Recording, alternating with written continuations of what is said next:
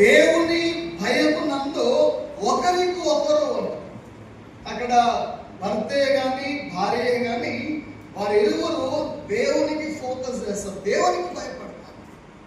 దేవునికి భయపడి సర్దుకొని పోవాలి, అడ్జస్ట్మెంట్ చేసుకోవాలి. ఎందుకంటే వేరే వేరే వ్యక్తులు, వేరే వేరే ప్రాంతంలో పెరిగిన వారు, వేరే వేరే పద్ధతులు ఉండొచ్చు, అలవాట్లు ఉండొచ్చు. కానీ దేవుని వాక్యం చేత ఒకటిగా చేయబడతారు. వేరే వేరే అయినా వారి ఇరువురు ఏక శరీరం అయినప్పుడు ఇరువురు కూడా దేవుని వాక్యం మీదకి రావాల్సింది కదా. సరే, తిరిగి మళ్ళీ మనం గమనిస్తే ఈ పాపము ఏం చేస్తుంది? దేవునికి నిత్య ఎడబాటులో తీసుకెళ్తాం. అది దేవుడు చూసి ఆయన చెల్లించినాడు. నిన్న ఒకరింటికి వెళ్ళి దర్శించినప్పుడు ఈ మాటలు చెప్పడం జరిగింది.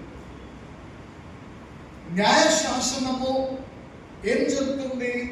మనిషి పాపి అని నిరూపిస్తుంది.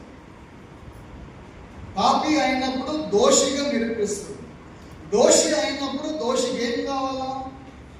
శిక్ష విధిలో ఉండాలి కదా. మనిషి కోర్టుకు పోయినాడు. కోర్టుకు పోయిన తర్వాత నేరము రుజువయ్యే వరకే నడుస్తూ ఉండదు. నేరం రుజువు కావాలంటే ఏం కావాలా? సాక్ష్యాధారాలు కావాలి, సాక్ష్యాలు కావాలి, నేరం రుజువు కావాలి.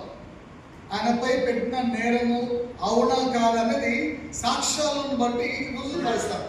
నేరము రుజువైన తర్వాత అక్కడ న్యాయవాది ఏం చేస్తాడు? ఏం చేయాలో వాదోపవాదాలు తీసుకొని వారు ఇచ్చిన సాక్ష్యాలు, ఆ సాక్ష్యం నేర రుజువైన తర్వాత సో పీనల్ కోడ్ ప్రకారంగా, సెక్షన్ ప్రకారంగా ఏం చేయాలి? ఆ వ్యక్తి శిక్ష విధించాలి. లేదు జడ్జి లేదు విడుదల చేస్తున్నాము అన్న. నేరము రుజువైన తర్వాత ఆ వ్యక్తికి ఏం చేయాలా? శిక్ష విధించాలంతే. కానీ ఈ దేవునిలో అద్భుతం చూస్తాం. న్యాయశాసనం ప్రకారంగా వ్యక్తి పాపి, అది నేరం రుజువు అయిపోయింది, ఆ వ్యక్తి శిక్ష విధిలో ఉన్నాడు.